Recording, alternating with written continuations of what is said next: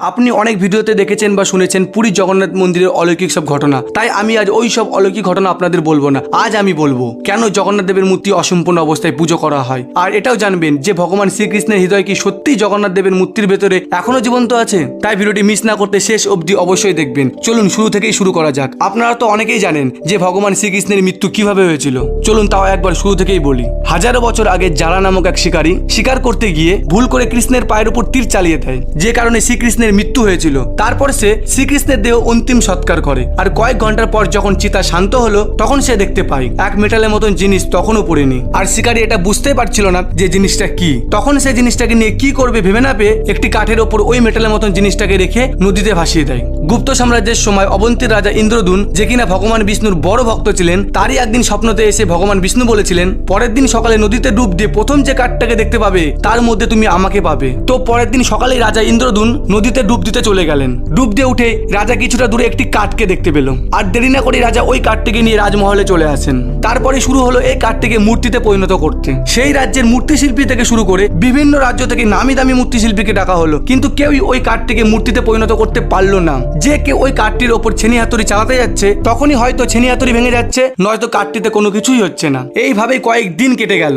একদিন রাজা রাজসভায় হতাশ অবস্থায় বসেই ছিলেন। ঠিক সেই সময় এক বৃদ্ধ লোক রাজার সামনে এসে বলল, আমি ওই মূর্তি বানাতে পারবো, কিন্তু আমার একটি শর্ত আছে। আর সেই সময় রাজা তার যে কোনো শর্ততেই রাজি হয়ে যেত। রাজা তার শর্ত জিজ্ঞেস করলো। তখন সেই বৃদ্ধটি বলল, এই মূর্তিটি বানাতে আমার পুরো 21 দিন সময় লাগবে। আর আমি চাই এই 21 দিন যেন আমার সাথে কেউ কথা না বলে, কেউ যোগাযোগ না রাখে, আর নাই আমার কাছে কেউ কাজ দেখতে আসবে। আমি একটা ঘরে বন্ধ অবস্থায় কাজটি করব। রাজা তার শর্ততে রাজি হয়ে গেল। আর সেই মতো কাজও শুরু হয়ে গেল। প্রত্যেক দিন খটখট করে হাতুড়ির আওয়াজও আসতে থাকে, কিন্তু আস্তে আস্তে ওই আওয়াজটা কমতে কমতে একদিন পুরোপুরি বন্ধ হয়ে গেল। তখন রানী ভাবলো হয়তো বৃদ্ধটি খেতে না পেয়ে মারা গেছে। তো রানী রাজার কাছে জিদ করলো দরজাটা খোলার। রাজাও বাধ্য হয়ে দরজাটা খোলার অনুমতি দিল।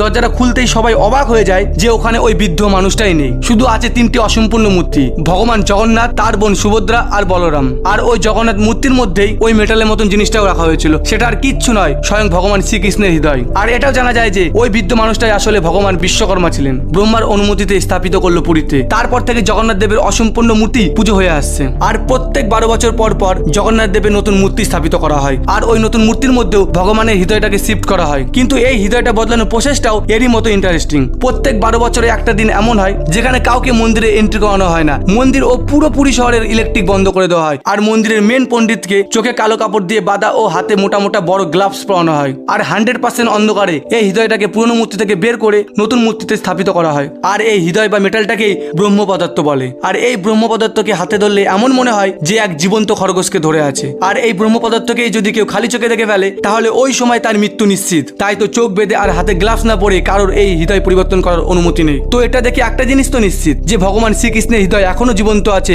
জগন্নাথ দেবের মূর্তির মধ্যে। তো আপনাদের কি মনে হয় কমেন্টে অবশ্যই জানাবেন। ভিডিওটি ভালো লাগলে একটি লাইক ও কমেন্টে জয় জগন্নাথ লিখে দেবেন। আর এরকমই আরো ইন্টারেস্টিং ভিডিও দেখতে চ্যানেলটিকে সাবস্ক্রাইব করে দেবেন। চলুন দেখা হচ্ছে নতুন কোনো ইন্টারেস্টিং ভিডিওর সাথে।